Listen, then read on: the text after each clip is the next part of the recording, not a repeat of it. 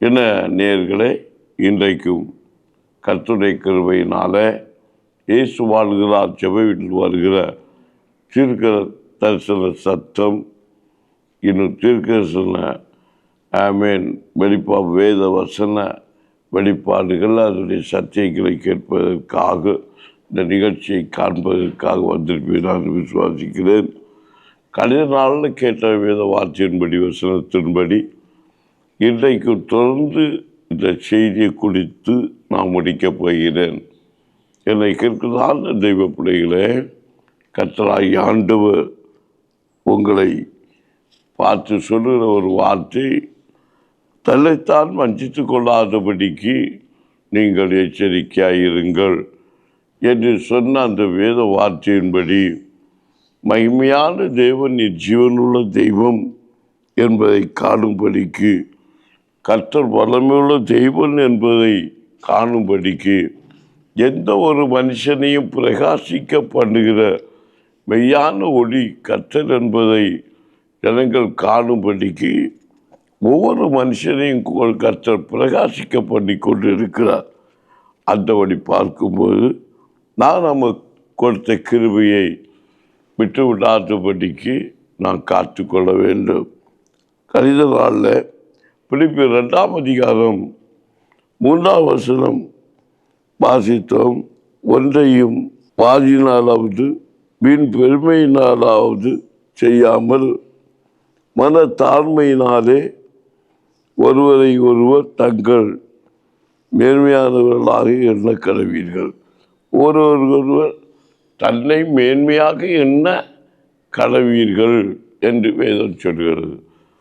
தன்னை வஞ்சிக்காதபடிக்கு, ஆமீன், தன்னை தாழ்த்தி ஒரு மனுஷன் மேன்மையாக எண்ண கடவன் என்று வேதத்தில் சொல்லியிருக்கிற வார்த்தைகளை வசனங்களை நாம் இன்றைக்கும் அதை தொடர்ந்து நம்முடைய வார்த்தை வசனத்தை கேட்பதற்கு நீங்கள் உங்களை ஆயத்தப்படுத்தி கொள்ளுங்கள். அப்போ எபேசியர் 3ஆம் அதிகாரம் 8ஆம் வசனத்தை பார்க்கும்போது, பரிசுத்தவான்கள் எல்லோரிலும் சிறியவனாகிய நான் கிறிஸ்துவுடைய அளவற்ற ஐஸ்வர்யத்தை புறஜாதிகளிடத்தில் சுவிசேஷமாய் அறிவிக்கிறதுக்காக இந்த கிருபை எனக்கு அளிக்கப்பட்டிருக்கிறது. அல்லேலூயா, அல்லேலூயா. கிருபை, நாம் கொண்ட கிருபையை கொண்டு நாம் பிரயோஜனப்பட வேண்டும். கிருபை என்பது கர்த்தருடைய இரக்கமாய் இருக்கிறது. கர்த்தருடைய இரக்கம் ஒரு மனுஷனுக்கு கிடைத்தால் ஆமேன், அவன் மேன்மையாக இருக்க முடியும் என்றுதான் இந்த வேதம் நமக்கு சொல்லுகிறது. என்னை கேட்கிற தெய்வ பிள்ளைகளை, இந்த நிகழ்ச்சியை பார்த்து கொண்டு தெய்வ பிள்ளைகளை, கர்த்தருடைய மகத்துவத்தை கண்டு உணர்ந்து கொண்டு இருக்க தெய்வ பிள்ளைகள், உங்கள் ஒவ்வொருவரையும் பார்த்து நான் சொல்லுகிற ஒரு வார்த்தை, கர்த்தர் கிருபையை கொடுத்திருக்கிறார். ஆகவே பெருமை உள்ளவர்கள் கர்த்தர் ஏற்று நிற்கிறார், தாழ்மை உள்ளவர்கள் கர்த்தர் கிருபை அளிக்கிறார் என்று வேதத்தில் நமக்கு சொல்லப்பட்டிருக்கிறது. ஆனால் நாம் என்ன செய்கிறோம்? கணித வார்த்தை வேத வருஷத்தில் பார்த்த வார்த்தையின்படி, ஒன்றையும் வாதினாலாவது வீண் பெருமையினாலாவது, நல்லா கவனிக்கணும், வாதினாலாவது வீண் பெருமையினாலாவது நாம் நம்மை வஞ்சித்து கொள்ளாதபடிக்கு தான் தாழ்மையோடு நம்முடைய மேன்மையை வெளிப்படுத்த வேண்டும், அந்த மேன்மை ஏற்றுக்கொள்ள வேண்டும் என்றுதான் நமக்கு வேதம் போதிக்கிறது.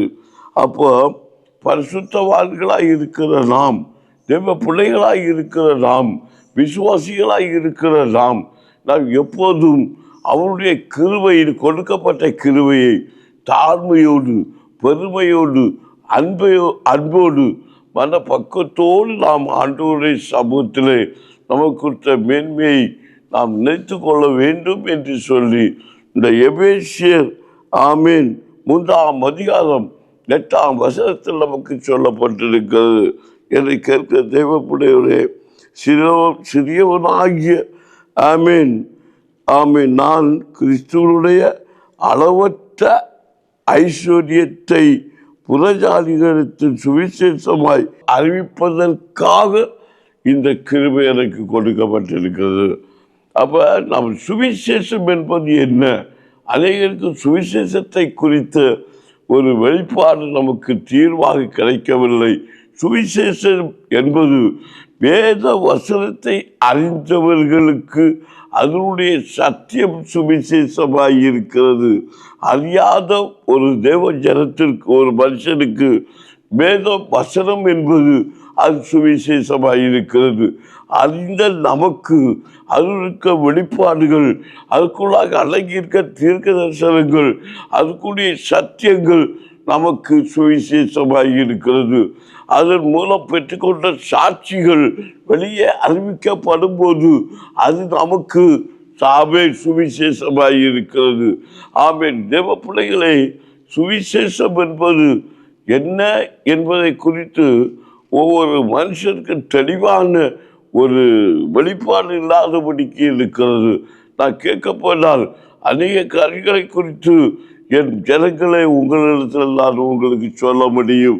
ஏனென்றால் இந்த வேத வசனங்கள்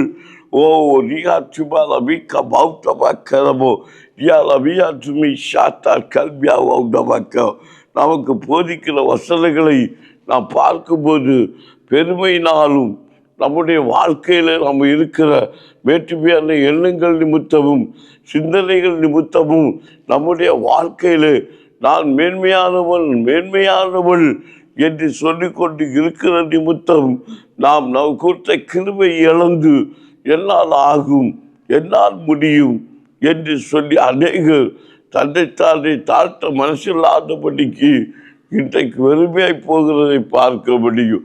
என்னுடைய வாழ்க்கையிலே, என்னுடைய ஊழியத்திலே நான் உங்களுக்கு சாட்சியாக அநேக காரியங்களை சொல்ல முடியும். நான் என்னை பொறுத்த வரைக்கும் ஆமேன், நான் ஒரு சொல்லக்கூடிய ஒரே வார்த்தை, ஆமேன், பிறரை வாழ வைக்கிறவன் வாழ்வான். அதாவது பிறரை வளர்த்துகிறவன் அவன் வளர்ச்சியை காண்பான். தேவ பிள்ளைகளே, வேத வசனத்தில் ஒரிஜினல் சத்தியம் என்று பார்க்கும்போது ஒரு மனுஷன், ஒரு மனுஷி யாரை வளர்த்த நினைக்கிறார்களோ அந்த மனுஷன் வளருவான் என்று வேத வசனம் ஒரிஜினலாக நமக்கு போதிக்கிற வார்த்தை. என்னை கேட்கிற தெய்வ பிள்ளைகளை, இன்று ஒரு மனுஷனுக்கு, ஒரு மனுஷிக்கு பிறரை வளர்த்த வேண்டும், பிறரை உயர்த்த வேண்டுங்கிற எண்ணமே வருவது கிடையாது. என்னை கேட்கிற தெய்வ பிள்ளைகளை, நம்முடைய வாழ்க்கையில் நம்ம முக்கியமாக எடுக்க வேண்டிய ஒரு காரியம், நம்முடைய வாழ்க்கை பிறருக்கு உயர்த்துகிறதை நாம் காட்ட வேண்டும். என்னுடைய வாழ்க்கையில், என்னுடைய ஊழியத்தில் நான் இவ்வளவு மேன்மையை காண்பதற்கு ஒரு காரணம் உண்டு. உண்மையாகவே நான் பல மேன்மையை கண்டிருக்கிறேன் என்றால் இதற்கு காரணம் என்ன தெரியுமா? அநேக ஊழியக்காரர்கள் நான் எழுப்பியிருக்கிறேன், ஊழியக்காரர்களை நான் மேன்மைப்படுத்தி இருக்கிறேன், அதே போதகர்மார்களை உருவாக்கி தேசத்துக்குள்ள அனுப்பி இருக்கிறேன். இந்த நிகழ்ச்சியை கூட அநேக நான் வளர்ச்சி அனுப்பியிருக்கிற ஊழியக்காரர்கள், ஆமேன், கண்டிப்பாகவே நீங்கள் இதை பார்த்து கொண்டிருப்பீர்கள்.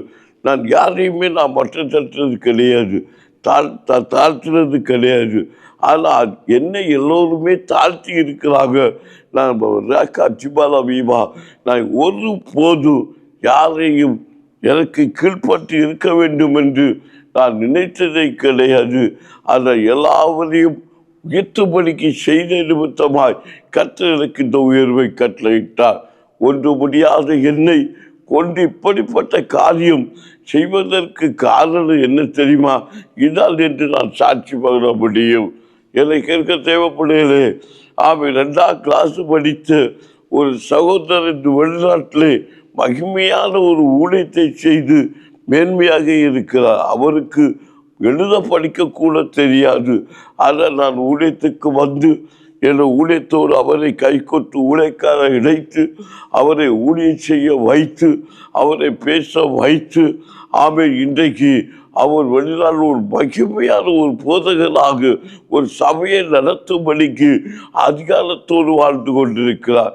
என்னை கேட்க தெய்வ பிள்ளையே, நான் எதற்காய் சொல்கிறேன் என்றால், என்னுடைய ரகசியம், ஊழியத்தின் ரகசியம், அந்த மகத்துவம் எல்லாமே இப்படி எத்தனை பிள்ளைகளை நான் வளர்த்து விட்டேனோ, ஊழியக்காரர்களை வளர்த்தி விட்டேனோ, அவ்வளவுக்கு தூரம் என்னுடைய ஊழியத்தில் நான் வளர்ச்சியை கண்டிருக்கிறேன். அல்லேலூயா சொல்லுங்க.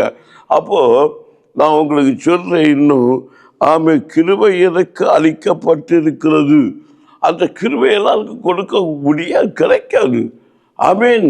எல்லாரும் தேவ சமூகத்தில் இருக்கிறாங்க, அநேக தேவ வசனங்களை போதிக்கிறாங்க.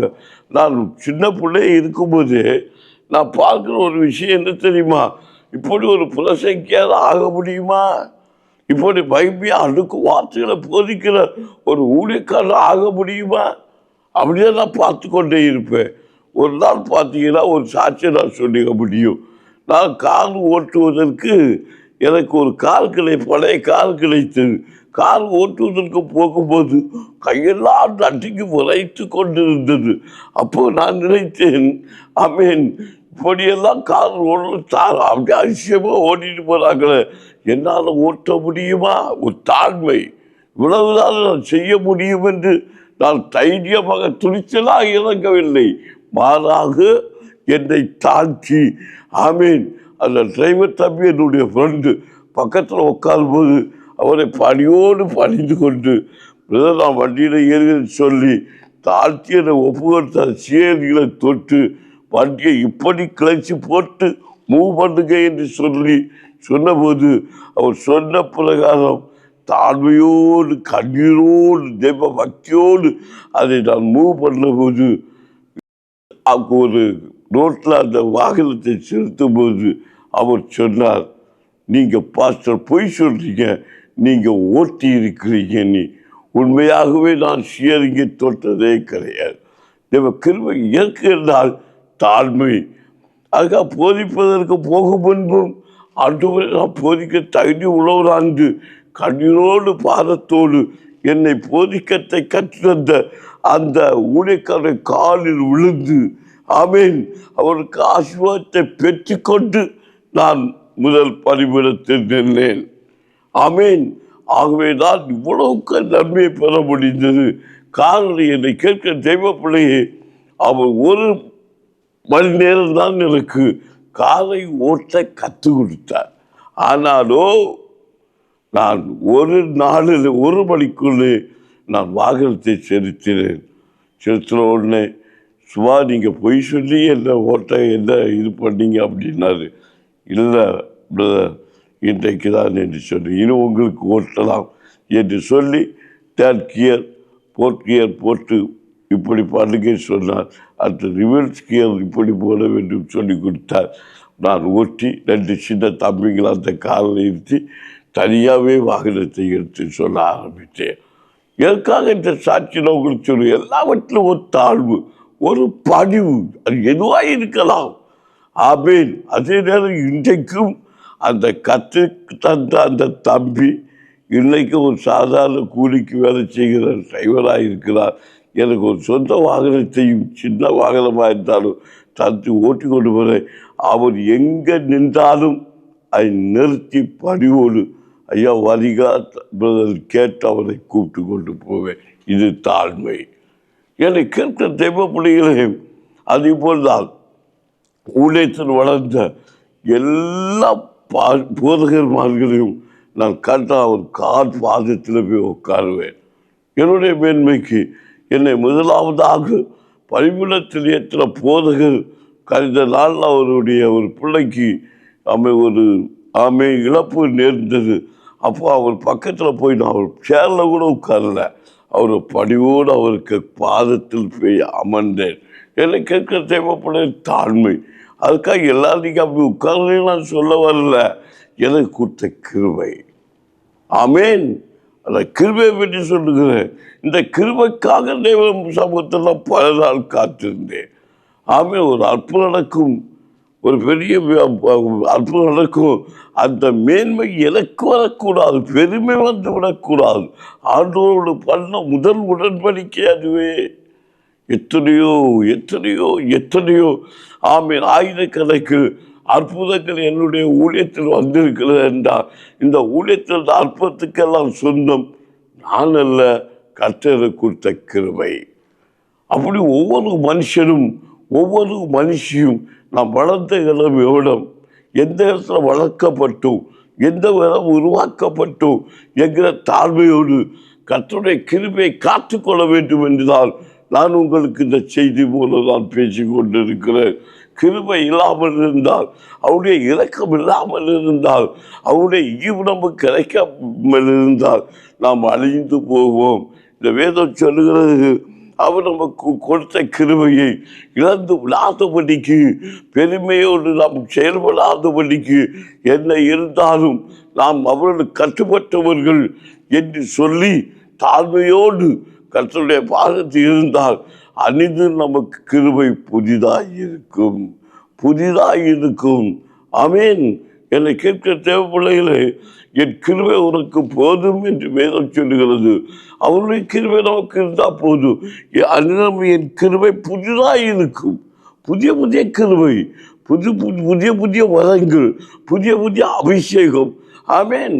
ஒருவேளை நீ கஷ்டத்தின் நிமித்தம், சோதனை நிமித்தம், நெருக்கத்தின் போர் நிமித்தம், கடற்பாறை நிமித்தம், நிந்தனை நிமித்தம், அவமானத்தின் நிமித்தம் ஒருவேளை உங்கள் கிருபை இழந்து போனது போல, நீ வாட்டிக்கொண்டு நெருந்து போல, நாணலை போல, மங்கி எரிக்கிற விளக்க போல நீ திரு பிடித்து நீ இருந்தாய். ஆனால் என்னை கேட்கிற தெய்வ பிள்ளையை கடினோடு உனக்கு சொல்லுகிறேன், நீ பாரப்படக்கூடாது, நீ துக்கப்படக்கூடாது, நீ மேன்மையை அது தாழ்மை என்று எண்ணிவிடக்கூடாது.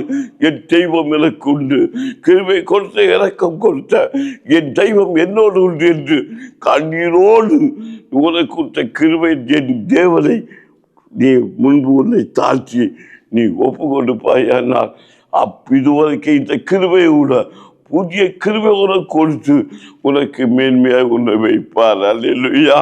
ஆகவே பெருமையில் விழுந்து விடாதபடிக்கு, மேற்றுமையான காரியத்தை விழுந்து விடாதபடிக்கு தேவ சமூகத்தை தன்னை தாழ்த்தி, என்னை கொண்டு ஒன்றும் செய்ய முடியாது, என்னை கொண்டு, என் படிப்பை கொண்டு, என் செல்வத்தை கொண்டு, என்னை கொண்ட பொண்ணை கொண்டு, பொருளை கொண்டு, ஆட்சியை கொண்டு, அந்தஸ்தை கொண்டு எனக்கு ஒன்றும் செய்ய முடியாது. என் தெய்வத்தை கொண்டு எல்லாம் செய்ய முடியும். எனக்கு இந்த ஐஸ்வர்யத்தை கொடுத்தது, இந்த நன்மையை கொடுத்தது, இந்த பலத்தை கொடுத்தது, இந்த விடுதலை கொடுத்தது, இந்த சமாதானத்தை கொடுத்தது, இந்த சந்தோஷத்தை கொடுத்தது என் தெய்வம் எனக்கு கிருபை என்று கண்ணீரோடு கர்த்தருடைய பாதத்தில் ஒன்று வைப்பேன்னா, நீதான் மேன்மையானவன், நீதான் மேன்மையானவன். என்னை கேட்க தெய்வ பிள்ளையே, கண்ணீரோடு விதைக்கிறவன் கம்பீரத்தோடு இருப்பார் என்று வேதம் சொல்கிறது. என் தேவன் பிள்ளையே, ஒரு காலம் நீ வஞ்சியாதபடிக்கு உன்னை மேன்மை உள்ளவன் என்று நீ எண்ணாதபடிக்கு என்னை கொடுத்த கிருபையிலே ஆண்டவரே உண்மை உத்தமமாய் இருக்க, ஆமேன், நாம் ஒப்பு கொடுத்தால் கர்த்தருடைய மகிமையை காண்போம் என்று நான் உங்களுக்கு சொல்லுகிறேன். அப்போ இந்த இறுதியாக இந்த வசனம் நிகழ்வுக்கு வருகிற நேரம் வந்திருக்கிறது, வேலை வந்திருக்கிறது. அப்போ இந்த வஞ்சாதபடிக்கு நாம் தேவனை காத்துக்கொள்ள வேண்டும் என்று வேதம் சொல்லுகிறது. எப்படி என்று சொல்லி ஆமேன் கடைசியாக ஆமேன் ஆமேன் கர்த்தரை பார்த்த வசனம் என்று நினைக்கிறேன். ஆமேன். லூக்கா 17ஆம் அதிகாரம் 10ஆம் வசனத்தில் சொல்லப்பட்டிருக்கிறது. அப்படியே நீங்கள் உங்களுக்கு கட்டளையிடப்பட்ட யாவற்றையும் ஆமேன் செய்ய பின்பு நாங்கள் அப்பிரயோஜனமான ஊழியக்காரர் செய்ய வேண்டிய கடமையை மாற்றம் செய்தோம் என்று சொல்லுங்கள் என்றார். பார்த்தீங்களா? அப்பிரயோஜனமான, ஒன்றுக்கு பிரயோஜனமான ஊழியக்காரர். நீர் கொடுத்த கிருபை கொண்டு நான் இதை விதைத்திருக்கிறேன், நான் செய்திருக்கிறேன். எனக்கு ஒரு தொழிலை, சின்ன தொழிலை கொடுத்தீங்க, அதான் உண்மையாக செய்திருக்கிறேன். ஒரு சின்ன கொஞ்சம் ஆசிரியத்தை கொடுத்துருக்கு, அது கொஞ்சம் ஆசிரியத்தை உண்மையாக நான் நடத்தி இருக்கிறேன். அப்படி என்று சொல்லி நாம் கர்த்தருடைய பாதத்தில் ஒப்பு கொடுக்கும்போது கண்டிப்பாக நம்மை கர்த்தர் உயர்த்துவார். வசனம் சொல்லுகிறது, கொஞ்சத்தில் உண்மையுள்ளவனை அநேகத்தின் மேல் அதிபதியாக்குவேன். இந்த கொஞ்சம் நன்மை தானே, இந்த கொஞ்சம் ஆசீர்வாதம் தானே என்று சொல்லி உன்னை நீ அற்பமாய் நினைத்தால் ஒரு காலம் மேன்மை காண முடியாது. அநேகர் சொல்லுவத ஒரு காரியம் உண்டு, பாஸ்டர் எனக்கு ஒரு 50 லட்சம் ரூபா கடன் இருக்கிறது, இந்த கடத்தை எப்படி தீர்ப்பேன் அப்படி என்று. அப்படியே பிரதர் அப்படி சொல்லி நான் சொல்லுவேன், ஆமே எனக்கு சில காணிக்கை கொடுப்பாங்க. அப்படி சொல்லுவேன், பாஸ்டர் பிரதர் நீங்கள் இவ்வளோ லட்சத்தில் காணிக்கையில் கடலாக இருக்கும்போது எனக்கு இந்த காணிக்கை எனக்கு அந்த அளவுக்கு பரவாயில்ல, நீங்கள் இதை வைத்து நல்லபடியாக கொஞ்சம் கொஞ்சமாக கடலை அடைங்க. அப்போ அவங்க ஒரு அசால்ட்டாக ஒரு காரியத்தை என்று சொல்லுவாங்க, இந்த காசை கொண்டு எனக்கு மேன்மை காண முடியாது. அதுதான் ஒரு தவறான தீர்வு. இந்த ஆசீர்வாதத்தை கொண்டு எனக்கு 1 கோடி ரூபா கருத்தை எப்படி தீர்ப்பேன்? இங்கே இருக்கிற 1 லட்சத்தை கொண்டு என்னுடைய அந்த 50 லட்சம் ரூபா கருத்தை எப்படி தீர்ப்பேன்? இப்படி நீங்கள் எண்ணுவீங்கன்னா ஒரு நாள் கருத்து தீர்வாக கூடித்தான் போகும். ஆமேன், ஆமேன். இருக்கிற படிப்பு இந்த ஞானத்தை கொண்டு நான் எப்படி அதை படிக்க முடியும், இல்லை இந்த காரியத்தை எப்படி செய்ய நினைக்கக்கூடாது. நோ, அப்படிலாம் மேன்மை காண முடியாது. வசனத்துக்கு மாறான எண்ணம், அது வசனத்துக்கு மாறான சிந்தனை என்பதை என் தெய்வ பிள்ளைகள் உணர வேண்டும். அந்த சொல்ல இருக்கிற கொஞ்சம் பேரத்தோட போ, கொஞ்சம் நன்மையோட போ. எல்லா வாரத்தில் பார்த்தா உலகை மேகம் போ, ஓடி விழு. கொஞ்சம் மேகம் பார்த்து இருக்காத மழை வர நீ ஓடிப்போ அப்படின்னாரு. இருக்கிற எல்லாமே இருக்கு, கொஞ்சம் போல எண்ணெய், கொஞ்சம் போல மாவு, முதல் எனக்கு கொடு, உன்னை பெரிய ஆசீர்வாதம் மாற்றுவேன். அப்போ இதில் கொஞ்சம் கிருபை இருந்தாலும் பாடுறவருக்கு பாடுற கொஞ்சம் கிருபை, அந்த பாடுற கிருபையை பயன்படுத்து. ஆமேன், ஆமேன். ஆட முடிஞ்சா ஆண்டவரை பாடி ஆடி துதித்து மகிமைப்படுத்து. ஆமேன். நான் கொஞ்ச நாளில் பார்த்தேன், ஆமீன், ஒரு சகோதரன் சாட்சியை, ஒரு விலைக்கு தெய்வ விளக்காருடைய சாட்சியை பார்த்தேன். பாருங்க, இன்னைக்கு 2 கால் இருக்குது, 2 கை இருக்குது, 2 கண் இருக்குது. இதை கொண்டு என்ன கொண்டு ஒன்றுமே இந்த உலகத்தில் சாதிக்க முடியல. அவர் வீழ்ச்சியால் வாராரு, அருமையாக அவருக்கு கொடுத்த கிருவை பயன்படுத்தினார். ஒரு பாட்டு, எந்த கண்மலையானவரே என்னை காக்கும் தெய்வம் நீரே, வல்ல மாட்சிமை நிறைந்தவரே, மகிமைக்கு பாத்திரரே. பாருங்க, இன்னைக்கு ஆமே அந்த ஊழியக்கார தெய்வ மனுஷனுக்கு கை சரியா இல்லை, காது சரியா இல்லை, அவர் கொடுத்த ஒரு கிருபை, நல்ல குரல் வளம், நல்ல ஒரு வாயை விட்டார், பிரயோஜனப்படுத்தினார். வீழ்ச்சியால் உலகையெல்லாம் படுத்துக்கிட்டு இருக்காருயா. அதான் என் கிருபை, கிருபை, கிருபை. ஒரு கிருபையை கொண்டு ஐயோ என்னால் ஒன்றும் செய்ய முடியாது, என்னால் ஒன்றும் செய்ய முடியாது அப்படின்னு நினச்சி, ஆமாம் இந்த பாட்டை பாடி என்ன செய்ய போகிறேன் அப்படின்னு நினச்சிருந்தா அந்த மனுஷன் ஒரு பெரிய மகிமையான ஆளாக ஆயிருக்க முடியாது. இன்னும் அந்த பாட்டு பாட சபை தமிழ்நாட்டிலே எங்கேயும் இருக்குன்னு நான் நினைக்கவே இல்லை. ஆமேன். காரணம் கொஞ்சம் கிருபை. அந்த ஒரு பாட்டும் அவரை என்னை உலகெல்லாம் கொண்டு போகுது. கிருபை தான் ஆண்டவர் உங்களுக்கு போதிக்கிற ஒரு காரியம் கொடுத்த அந்த கிருபையில் கொடுத்த அந்த ஆமீன் ஆசீர்வாதத்தை உண்மையாக இருக்கும்போது கர்த்தர் நம்மை உயர்த்துவார். ஆமீன். அப்போ நீங்கள் சொல்ல வேண்டிய ஒரே காரணம், அப்புரோஜனமான ஒன்றுக்கு அந்த ஊழியக்காரன், கர்த்தர் என்னை கொண்டு இந்த காரியத்தை நான் செய்திருக்கிறேன். பவுல் நட்டாலும் அப்போலோ நீர் பாய்ச்சினாலும் விளைச்சல் கர்த்தர் என்று சொன்ன வேத வார்த்தையின்படி உண்மையை உத்தவமாக கர்த்தருடைய சமூகத்தில் ஆமீன் நாம் தேவனை ஆமீன் நாம் முற்படும் போது கர்த்தர் பெரிய காரியங்களை செய்வார் என்று ஆமீன் நாம் ஆமீன் நம்ம புரிந்து கொள்ள வேண்டும். ஆகவே நான் உங்களுக்கு சொன்ன காரியம், தன்னைத்தானே வஞ்சித்து விடாதபடிக்கு நம்மை காத்துக்கொள்ள வேண்டும். ஆமீன், ஆமீன். கொஞ்சம் தான் ஆசீர்வாதம் இருக்குது, கொஞ்சம் தான் நன்மை இருக்குது, இதை கொண்டு என்ன செய்வேன், ஒரு காலம் இருக்கக்கூடாது. ஆமீன். அல்லேலூயா, அல்லேலூயா, அல்லேலூயா. அப்போ என்னை கேட்க தேவ பிள்ளைகளே, அவன் நல்லா கருவினிங்க. ரோமர் 12ஆம் அதிகாரம் 16ஆம் வசனத்தை நாம் கண்ட நாள் வாசித்து பாருங்க. ஒருவரோடு ஒருவர் ஏக சிந்தை உள்ளவர்களாக இருங்கள், வேற்றுமையானவர்களை சிந்தியாமல் தாழ்மையானவர்களுக்கு இணங்குங்கள், உங்களையே புத்திமான் என்று எண்ணாதிருங்கள். அவர் ஒரு பெரிய ஒரு வார்த்தையாக்கும். ரொம்ப கவனமாக கேட்கலாம். நான் தான் புத்திமான் நினைக்கக்கூடாது. ஆமீன். நான் தான் புத்திமான், பெரியவன், என்னை விட்டால் இந்த உலகத்தில் யாரும் கிடையாது. உண்மையை சொல்ல போனால் ஆமீன். புத்திமான் யார் தெரியுமா? ஒன்றுக்கும் உதவாதவன் தான் புத்திமான். யாருக்கு புரோஜனமற்ற பாத்திரம்தான் புத்திமான், மேன்மையானவன் என்று நான் சொல்லவில்லை, வேத பைபிள் சொல்லுகிறது. ஆகாது என்று தள்ளுவன் மூளைக்கல் ஆயிற்று. அவன் பெருமையுள்ள கற்று ஏற்று நிற்கிறார், தாழ்மையுள்ள கற்று கிருபையாக இருக்கிறார். ஆமீன். அந்த வசனத்தினுடைய சத்தியெல்லாம் தியானிக்கும் போது ஒன்றுக்கு உதவாது தள்ளப்பட்டவன், நான் ஒண்ண முடியாது நினைக்கிறவன், அவன்தான் மேன்மை உள்ளவன் என்று வேதம் சொல்லுகிறது. ஆமீன்.